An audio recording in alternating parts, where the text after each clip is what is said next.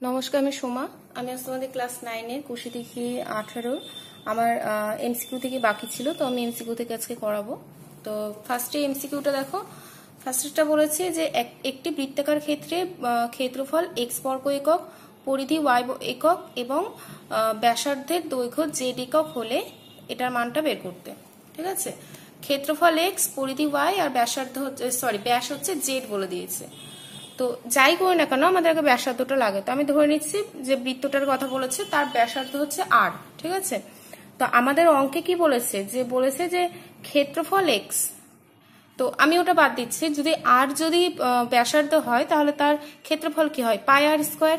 তাই তো, পাই R square হচ্ছে ক্ষেত্রফল, আর বইয়ে আমাদের ক্ষেত্রফল কত বলেছে, এক্স। তার মানে এক্স মানে কি, পাই আর স্কোয়ার। তারপরে আমরা পরিধি ফর্মুলা কি জানি, পরিধি ফর্মুলা জানি 2 পাই আর বইয়ে আমাদের পরিধি কি বলে দিয়েছে, ওয়াই। তাহলে ওয়াই ইকুয়াল টু কত, 2 পাই আর ব্যাসার্ধ যদি আর হয় তাহলে ব্যাস কত হবে, 2 আর আমাদের বইয়ে ব্যাস কত বলেছে, জেড। তার মানে কি জেড ইকুয়াল টু 2 তাহলে কিসের মান বের করতে বলেছে, X by Y into Z এর মান। তাহলে এক্স এর মানটা যেটা পেয়েছি বসিয়ে দিলাম, বাই ওয়াই এর মান বসালাম, জেড এর মানটা বসিয়ে দিলাম। তাহলে সবগুলো কাটাকাটি করে কি পেলাম আমরা, 1/4, মানে অপশন নাম্বার হচ্ছে বি। ঠিক আছে, এবার 2 নম্বরে আসছি। 2 নম্বরটা বলেছি যে একটি বৃত্তের পরিলিখিত অন্তর্লিখিত ক্ষেত্রদ্বয়ের ক্ষেত্রফলের অনুপাত। অঙ্কটা অনেকবার করিয়েছি, মানে তোমাদের পরিধির ক্ষেত্রেও করা হয়েছিল বা এখানেও করা হয়েছে, যে একটা বৃত্তের বাইরের দিক থেকে বর্গক্ষেত্র হবে আর একটা হচ্ছে বৃত্তের ভিতর দিক থেকে বর্গক্ষেত্র। দুটোরই ক্ষেত্রে কি কি হয় সেগুলো বলা হয়েছে। তো আমি আবার বলছি, দেখো বৃত্তের বাইরে থেকে যখন বর্গক্ষেত্র হয়, ঠিক আছে, বৃত্তের বাইরে থেকে যখন বর্গক্ষেত্র হয় মানে বর্গক্ষেত্রে যখন পরিলিখিত হয়, তখন কি হয়, বর্গক্ষেত্রের যে বাহু আর বৃত্তের যে ব্যাস সেটা কি হয়, সেম হয়। তাহলে বৃত্তের ব্যাসার্ধ যদি আর হয় তাহলে বৃত্তের ব্যাস কত, 2 ঠিক আছে, তাহলে বৃত্তের ব্যাস মানেই কি, বর্গক্ষেত্রটার বাহু। তাহলে পরিলিখিত বর্গক্ষেত্রের বাহু ইকুয়াল টু কত, 2 তাহলে বর্গক্ষেত্রে যদি বাহু পেয়ে যায় তাহলে ক্ষেত্রফল পেয়ে যাব, মানে বাহুর স্কোয়ার এত বর্গ একক। এবার আমরা অন্তর্লিখিতর ক্ষেত্রে করছি। অন্তর্লিখিত মানে কি, একটা বৃত্তের ভিতর দিক থেকে একটা আমাদের কি থাকবে, বর্গক্ষেত্র থাকবে। তো এই ক্ষেত্রে কি হয়, বৃত্তের যে ব্যাস সেটা মানে কি, বর্গক্ষেত্রের কর্ণ। ঠিক আছে, বর্গক্ষেত্রের কর্ণ মানে কি, বৃত্তের ব্যাস। তাহলে অন্তর্লিখিত বর্গক্ষেত্রের কর্ণ কি, কর্ণ মানে হচ্ছে বৃত্তের ব্যাসটা। অন্তর্লিখিত বর্গক্ষেত্রের যেটা কর্ণ সেটা মানে বৃত্তের ব্যাস। তাহলে অন্তর্লিখিত বর্গক্ষেত্রের কর্ণ ইকুয়াল টু কত, বৃত্তের ব্যাস, কারণ বৃত্তের ব্যাস 2 আমি লিখে রেখেছিলাম এখানে। তাহলে কর্ণ যদি দেওয়া থাকে তাহলে আমরা সেক্ষেত্রে ক্ষেত্রফল বের করতে জানি। অন্তর্লিখিত বর্গক্ষেত্রের ক্ষেত্রফল তাহলে কি হবে, ফর্মুলা কি, হাফ ইন্টু কর্ণ স্কোয়ার। তাহলে কত পেলাম আমরা, 2 স্কোয়ার। এবার কি বলেছে, যে আমাদের ফার্স্টে পরিলিখিত বলেছিল, তারপর অন্তর্লিখিত বলেছিল, দুজনের ক্ষেত্রফলের অনুপাত। তাহলে অতএব নির্ণয় অনুপাত, ফার্স্টে পরিলিখিত তারপরে কি অন্তর্লিখিত। এভাবে মানে একটু এটা ঠিক করে রাখবে, কারণ তোমাদের যে অপশনগুলো দেয় এখানে যেটা থাকবে তার উল্টো অপশনটাও দিয়ে দেয়। তো এখানে যদি চেঞ্জ করে দাও তাহলে ওখানে কিন্তু চেঞ্জ হয়ে যাবে, মানে অপশনটা উল্টো বেরিয়ে যাবে, তখন অঙ্কটা ভুল হয়ে যাবে। তো আগে দেখবে অনুপাত যখন বের করতে বলবে তখন আগে দেখবে কাকে আগে বলেছে। ঠিক আছে, এখানে যেমন পরিলিখিতকে আগে বলেছে, তো সেই জন্য আগে পরিলিখিত ইস্টু অন্তর্লিখিত। তাহলে আর স্কোয়ার কাটছে, 4:2 মানে কি, তাহলে 2:1। তার মানে এখানে হচ্ছে অপশন নাম্বার সি। নেক্সট আসছি আমি 3 নম্বরে। 3 নম্বরটা সোজা বলেছে যে একটি বৃত্তাকার ক্ষেত্রের পরিধি এবং ক্ষেত্রফল সমান। একটা বৃত্তের পরিধি আর ক্ষেত্রফলটা সমান যদি হয় তাহলে ওই বৃত্তটার পরিলিখিত বর্গক্ষেত্রের কর্ণ বের করতে বলেছে। তো এই জায়গাটা আমি পরে আসছি। আমাদের বলেছে যে বৃত্তের ক্ষেত্রফল আর পরিধি সমান। তাহলে ক্ষেত্রফল আর কি, পরিধিটা সমান করেছি, ক্ষেত্রফল কি, পাই আর স্কোয়ার, আর পরিধি কত, 2 পাই। তো আমি এখানে তার আগে লিখে নিচ্ছি, এটা যেহেতু এমসিকিউ না লিখলেও হয়, ধরি বৃত্তের ব্যাসার্ধ ইকুয়াল টু কত, আর। ঠিক আছে, তাহলে ক্ষেত্রফল ইকুয়াল টু কি, পরিধি। তো এখানে পাই আর স্কোয়ার আছে, আমি এখানে কি করছি, একটা আর রাখছি। আর এখানে কিভাবে ভাঙা যায়, পাই আর স্কোয়ারকে কিভাবে ভাঙতে পারি, পাই আর ইন্টু আর। ঠিক আছে, তো একটা আর আমি এখানে রাখছি আর বাকি পাই আরটাকে নিচে পাঠালাম। তাহলে আর ইকুয়াল টু কত পাচ্ছি, 2। তাহলে আর মানে কি, বৃত্তের ব্যাসার্ধ ছিল, তারপরে বৃত্তের ব্যাসার্ধ কত হচ্ছে, 4 একক।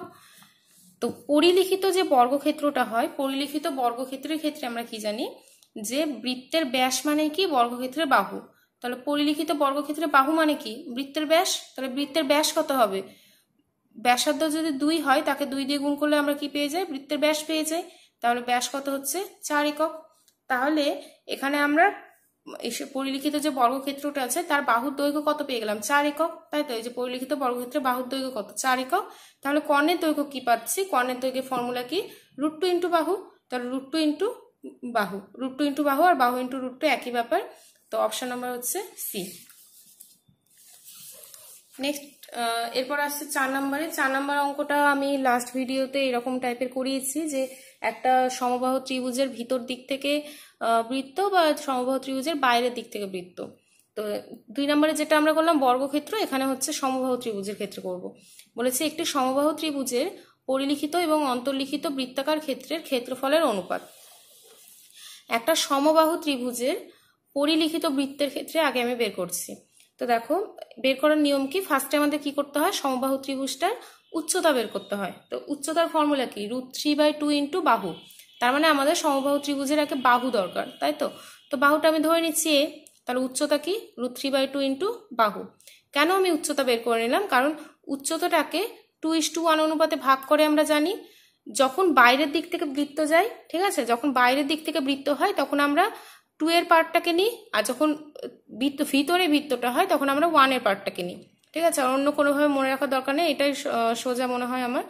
যখন বাইরের দিক থেকে বৃত্ত আঁকবো তখন 2 এর পার্ট যাবে, আর যখন ভিতর দিক থেকে বৃত্ত আঁকবো তখন 1 এর পার্টটা যাবে। তো এটা বাইরের দিক থেকে বৃত্ত, তার মানে উচ্চতার তার কি হচ্ছে? 2 এর পার্টটা যাচ্ছে, তাহলে 2 বাই ভাগার কত?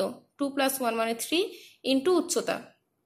2 কাটছে, তাহলে হচ্ছে এটা পরিলিখিত বৃত্তের ব্যাসার্ধ কত হচ্ছে? এটা, এই যে এটা হচ্ছে ব্যাসার্ধ। তাহলে ব্যাসার্ধ যদি এটা পেয়ে যায় তাহলে পরিলিখিত বৃত্তের ক্ষেত্রফল কত পাচ্ছি? ফর্মুলা কি জানি? পাই ইন্টু আর স্কোয়ার, মানে পাই ইন্টু ব্যাসার্ধের স্কোয়ার। তাহলে এখানে ব্যাসার্ধটা বসিয়ে দিচ্ছি। √3 স্কোয়ার মানে কত? 3। এ মানে কত? এর স্কোয়ার। 3 এর স্কোয়ার মানে কত? 9। তো এখানে কাটাকাটি করে পাচ্ছি আমরা পাই a²/3, ঠিক আছে? এবার আমরা সেম জিনিসটা অন্তর্বৃত্তের ক্ষেত্রে করছি। তো অন্তর্বৃত্তের ক্ষেত্রে কি বললাম? 1 এর পার্টটাকে নিয়ে আমরা, তো অন্তর্বৃত্তের ব্যাসার্ধ কি? উচ্চতা ইন্টু কি?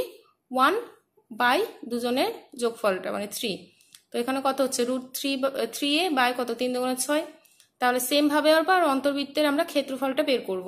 তো অন্তর্বৃত্তের ক্ষেত্রফল কত পাচ্ছি? পাই a²/12, ঠিক আছে? তো নির্ণেয় অনুপাত কি হচ্ছে? ফার্স্টে আমাদের পরিলিখিত বলেছে বা পরিবৃত্ত বলেছে, তারপরে অন্তর্বৃত্তটা বলেছিল। তো পাই স্কোয়ার কেটে গেল, কি থাকছে? 1/3:1/12। তাহলে 12টা কি হয়? এদিকে ক্রস হয়ে যায়, 12টা উপরে যাচ্ছে আর 3টা এদিকে চলে যাচ্ছে, তাহলে কত হচ্ছে? 4:1। তাহলে হচ্ছে অপশন নাম্বার আমাদের এ। নেক্সট আসি 5 নাম্বার। 5 নাম্বারটা বলেছে যে একটি বলয়াকৃতি লোহার পাতের অন্তর্ব্যাসের দৈর্ঘ্য বলেছে 20 সেমি আর বহির্ব্যাস বলেছে 22 সেমি। তাহলে বলয়টিতে কত লোহার পাত আছে? এই অঙ্কটা সেম একটা বালার অঙ্ক করেছিলাম 18 নম্বর অঙ্কের মতো, ঠিক আছে? এই যে সেম 18 নম্বর একদম অঙ্কের মতো। এ দেখো একটা এরকম টাইপের একটা বলয় আছে, ঠিক আছে? তো বলয়টার আমাদের ফার্স্ট কি বলেছে? এরকম বলয়ের এই যে অন্তর্ব্যাস বলে দিয়েছে, আর পুরো যে বহির্ব্যাসটা আছে পুরোটা বলেছে বহির্ব্যাস। তাহলে বলেছে যে বলয়টিতে কতটা পাত আছে। তো পাত কোথায় থাকে? এখানে, মানে এইটুকুর আমাদের ক্ষেত্রফলটা বের করতে হবে। তাহলে এইটুকুর ক্ষেত্রফল বের করা মানে কি? বাইরেরটার ক্ষেত্রফল থেকে ভিতরেরটার ক্ষেত্রফল মাইনাস করলেই বেরিয়ে যায় আমাদের, ঠিক আছে? তাহলে বাইরেরটার ক্ষেত্রফল বের করতে গেলে কি লাগবে? আমাদের বাইরেরটার ব্যাসার্ধ লাগবে, আর ভিতরেরটার ক্ষেত্রফল বের করতে গেলে কি লাগবে? ভিতরেরটার ব্যাসার্ধ লাগবে, মানে অন্তর্ব্যাসার্ধ আর বহির্ব্যাসার্ধ। তো আমি বেশি না লিখে এখানে একবারে লিখে দিয়েছি অন্তর্ব্যাস যদি 20 হয়, এই যে অন্তর্ব্যাস আমাদের যেমন এখানে 20 বলেছে, তাহলে অন্তর্ব্যাসার্ধ কত হবে? 10 সেমি। আর বহির্ব্যাস কত বলেছে? 22 সেমি। তাহলে বহির্ব্যাসার্ধ কত হবে? 11 সেমি। তাহলে ক্ষেত্রফলটা কি হচ্ছে? কি বললাম? বাইরেরটার ক্ষেত্রফল থেকে ভিতরেরটার ক্ষেত্রফল মাইনাস করব। অতএব ক্ষেত্রফল ইকুয়াল টু কি হচ্ছে? বা এখানে আমরা লিখবো অতএব পাত আছে, অতএব পাত আছে কি হচ্ছে? বাইরেরটার ক্ষেত্রফল কি? পাই আর স্কোয়ার, বাইরের আর মানে কি? 11 স্কোয়ার মাইনাস পাই ভিতরেরটার আর, ভিতরের আর মানে কত? 10। তাহলে পাইটাকে আমরা কমন নিচ্ছি, কি থাকছে? 11 স্কোয়ার মাইনাস 10 স্কোয়ার। তাহলে পাই মানে কত? 22/7, আর 11 স্কোয়ার মানে 121, 10 স্কোয়ার মানে 100, তাহলে এখানে কাটাকাটি করে আমাদের ক্যালকুলেশন কত পেয়েছি 66 বর্গ সেমি, মানে অপশন নাম্বার হচ্ছে সি। তো এই হচ্ছে এমসিকিউ গুলো হলো। এরপরে আমাদের সংক্ষিপ্ত আছে, তো সংক্ষিপ্তে আসছি আমি। এরপরে দেখো সংক্ষিপ্ত 1 নম্বর যেটা আছে, ফার্স্টেরটা বলেছে যে একটি বৃত্তাকার ক্ষেত্রে ব্যাসার্ধ দৈর্ঘ্য এত বৃদ্ধি করলে ক্ষেত্রফল কত বৃদ্ধি পাবে। এই টাইপের অঙ্ক 8 থেকে করে এসছো তোমরা, যে এইটা যেমন থাকতো যে বর্গক্ষেত্রে বাহুকে 10% বৃদ্ধি বা হ্রাস করলাম তাহলে ক্ষেত্রফল কিভাবে চেঞ্জ হবে, বা আয়তক্ষেত্রের ক্ষেত্রে করেছি আমরা। তো ফার্স্ট কাজ কি করব, আমরা বৃত্তের ব্যাসার্ধ ধরে নিচ্ছি আর। কি বের করতে বলেছে, ক্ষেত্রফল। তাহলে তখন যখন আর ব্যাসার্ধ ছিল তখন ক্ষেত্রফল কত ছিল, পাই আর স্কোয়ার, ঠিক আছে।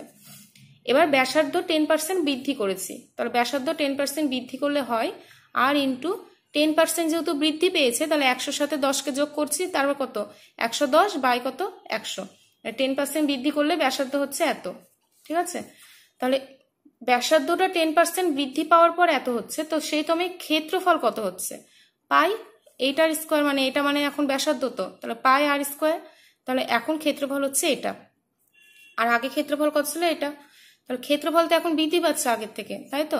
তাহলে ক্ষেত্রফল কতটা বৃদ্ধি পাচ্ছে সেটা দেখব। তো কি হচ্ছে এখানে 121 পাই আর স্কোয়ার থেকে আগের পাই আর স্কোয়ার থেকে আমরা বাদ দিচ্ছি, তাহলে এখানে কত পাচ্ছি 21 পাই আর স্কোয়ার বাই 100। এবার আমাদের এটা অ্যান্সার চাইনি, আমাদের অ্যান্সার চেয়েছে শতকরা কত বৃদ্ধি পেয়েছে। তাহলে শতকরা বৃদ্ধির ফর্মুলা জানি আমরা ইসে করে এসেছি, লাভ ক্ষতিতে করে এসেছি। শতকরা বৃদ্ধি ফর্মুলা কি, এখনকার বৃদ্ধি বাই আগে যেটা ছিল, কারণ আমরা সবসময় কম্পেয়ার কার সাথে করি, পূর্বের সাথে। তাহলে পূর্বের ক্ষেত্রফল কত পাই আর স্কোয়ার ইন্টু শতকরার জন্য 100, তাহলে 21 পাই আর স্কোয়ার বাই 100 ইন্টু এটাও ঘুরে উল্টে যাচ্ছে এত, তাহলে কাটাকাটি করে কত পাচ্ছি 21%। এরপরে আসবো 2 নম্বরে।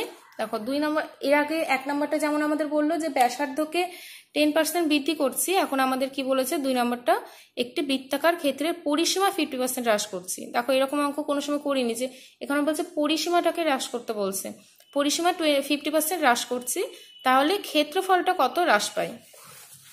তাহলে চলো যেভাবে অঙ্ক করছিলাম সেম ভাবে করবো একইভাবে। তাহলে ধরি ব্যাসার্ধ কত আর, তাহলে বৃত্তের পরিসীমা মানে কি, বৃত্তের পরিধিকে বোঝায়। তাহলে যেহেতু পরিসীমা বলেছে বইয়ে, আমি পরিসীমায় লিখছি, পরিসীমা হচ্ছে 2 পাই আর।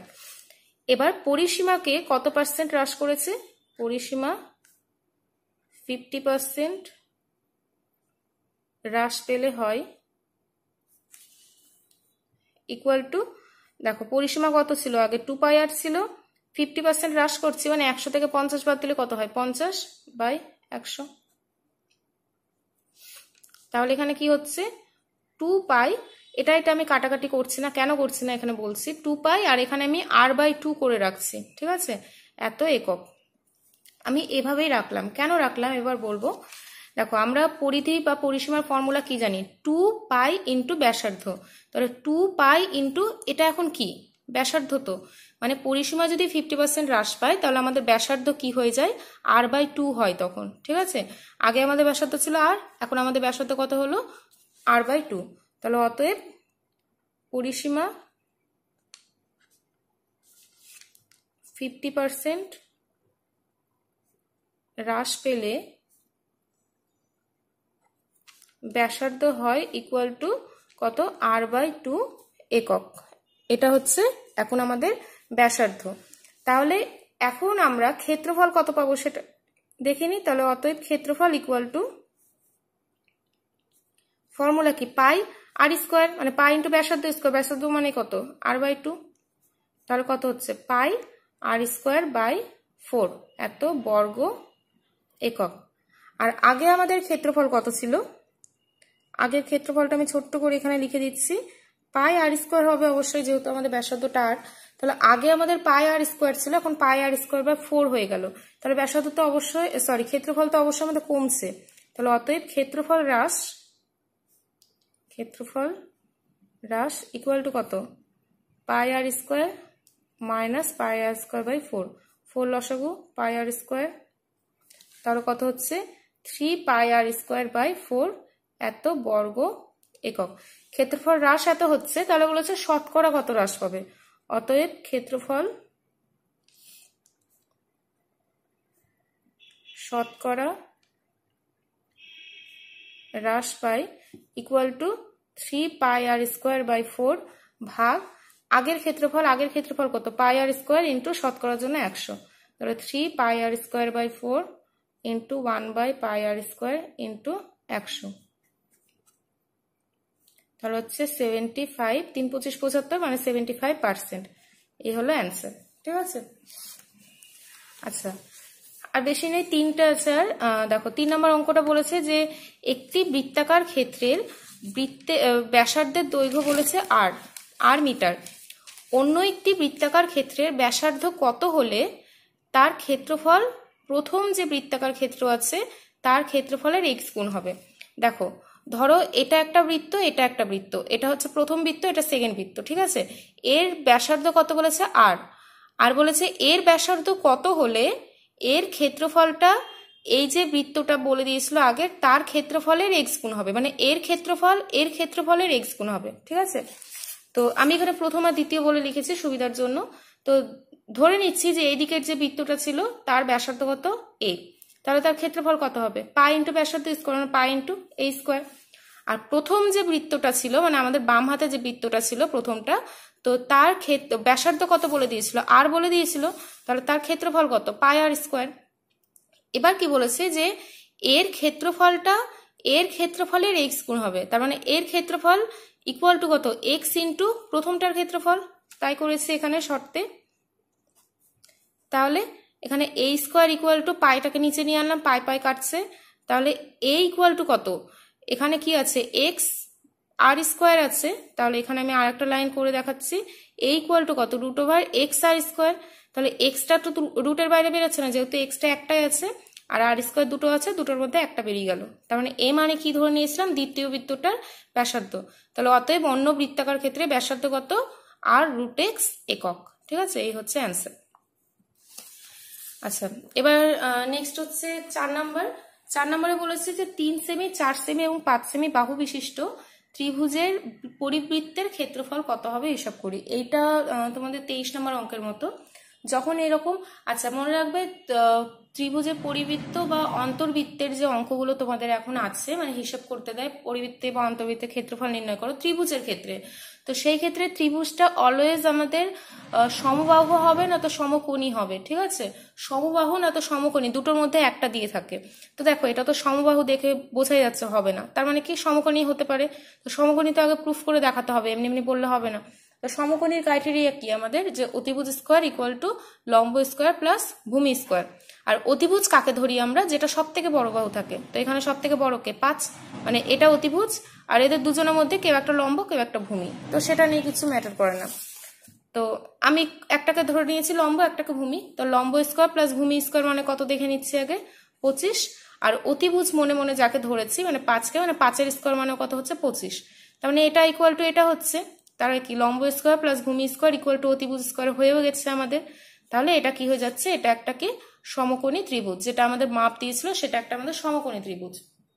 তো আমরা কি জানি, আমি যেটা বললাম 23 নম্বর অঙ্কে যেটা করিয়েছিলাম যে সমকোণী ত্রিভুজের বাইরের দিক থেকে যদি আমরা একটা বৃত্ত আঁকি, সমকোণী ত্রিভুজের পরিবৃত্তের ক্ষেত্রে কি হয় যে এই যে পরিবৃত্তটার যে মানে বৃত্তটার যে ব্যাস সেটা মানে কি সমকোণী ত্রিভুজের যে অতিভুজ আছে তার দৈর্ঘ্য, সমকোণী ত্রিভুজের অতিভুজ মানে কি পরিবৃত্তটার ব্যাস। তাহলে এখানে লিখে দিয়েছে সমকোণী ত্রিভুজে অতিভুজের দৈর্ঘ্য ইকুয়াল টু কত পরিবৃত্তের ব্যাস, তাহলে অতিভুজের দৈর্ঘ্য কত 5, তো কারণ সব থেকে বড় ভাগটা অতিভুজ হয়, তাহলে পরিবৃত্তের ব্যাস কত হচ্ছে 5 সেমি, তাহলে পরিবৃত্তের ব্যাসার্ধ কত তার হাফ মানে 5/2 সেমি, তাহলে ক্ষেত্রফল কত হচ্ছে আমাদের ক্ষেত্রফল বের করতে বলেছে পাই ইন্টু ব্যাসার্ধ স্কোয়ার, তাহলে ব্যাসার্ধ কত 5/2 এর স্কোয়ার, এখানে ক্যালকুলেশন করে পেয়েছি 275/14, তাহলে এখানে ক্যালকুলেশন করে কত পাচ্ছি 19.9/14, ঠিক আছে, সরি এখানে 14 হবে, 19.9/14 এত বর্গ সেমি, এটা আমরা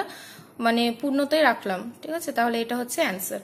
এবার নেক্সট আমি 5 নম্বরে আসছি। 5 নম্বরটা বলেছে যে সমবেত বিশিষ্ট একটি টিনের পাত থেকে 3টি বৃত্তাকার চাকতি কেটে নেওয়া হয়েছে, বেদ মানে যে মানে সাইডের যেটা থাকে সেটাকে বেদ বলা হয়। তো বলেছে যে চাকতি তিনটির ব্যাসার্ধগুলো কত বলেছে, চাকতি তিনটে একটা ছোট বড় এরকম করে বিভিন্নই, তো তাদের ব্যাসের অনুপাত বলে দিয়েছে 3:5:7। যদি হয় তাহলে চাকতিগুলোর ওজন কত, চাকতিগুলো যদি ছোট বড় হয় তাহলে সেই ক্ষেত্রে ওজনও তাদের চেঞ্জ হবে। তো যেহেতু অনুপাতে বলেছে তো আমি এখানে ধরে নিচ্ছি যে চাকতি তিনটির ব্যাসগুলো কি কি, একটা 3x, একটা 5x আর একটা কত 7x। তাহলে ব্যাস যদি এগুলো হয় তাহলে ব্যাসার্ধ কি হবে, হাফ হাফ হয়ে যাচ্ছে সব, 3x/2, 5x/2 আর কত 7x/2। তাহলে এবার প্রত্যেকটা চাকতির আমরা কি করব, ক্ষেত্রফল বের করব। তাহলে প্রথম চাকতির ক্ষেত্রফল কি, পাই ইন্টু আর স্কোয়ার। আর স্কোয়ার মানে কি, আমি এখানে ডবল বার মানে লিখেছি ই করে, তাহলে যেহেতু প্রথমটা এটা তাহলে আর ইন্টু আর করে দিয়েছি এত বর্গ একক, দ্বিতীয়টাও সেম ভাবে লিখেছি আর ইন্টু আর এটা করে, আর তৃতীয়টাও আমি সেম ভাবে লিখেছি। এবার এই তিনটার আমরা অনুপাত বের করছি, ঠিক আছে। আমাদের আমাদের এখানে বলেছে যে ওজনের অনুপাত বের করতে, তো ওজনের অনুপাত আর ক্ষেত্রফলের অনুপাতটা কি একই, তো এখানে একেবারে লিখে দিয়েছি আমি। অতএব চাকতি তিনটির ওজনের অনুপাত ইকুয়াল টু কত, এই যে এটা ইস্টু এটা ইস্টু এটা, ঠিক আছে। তো এখান থেকে দেখো পাই পাই পাই কাটছে, নিচে এরও দুটো দুই, এরও দুটো দুই, এরও দুটো দুই, মানে সব দুইগুলো উঠে যাচ্ছে, আর এখানেও দুটো এক্স দুটো এক্স দুটো এক্স, মানে সব নাই হয়ে যাচ্ছে। তাহলে কি থাকছে শুধু, যে 3×9 ইস্টু 5×5 কত 25 ইস্টু 7×7 কত 49। তাহলে এটা হচ্ছে অ্যান্সার, 9:25:49, ঠিক আছে। তো ক্ষেত্রফলের অঙ্ক নেই এখানে, শেষ ক্ষেত্রফলের অঙ্কগুলো। ক্ষেত্রফলের চ্যাপ্টারটা খুবই ইম্পর্টেন্ট, খুব ভালো মতো করবে চ্যাপ্টারটা, কিছু প্রবলেম হলে অবশ্যই জানাবে। আজকে এতটা পর্যন্ত।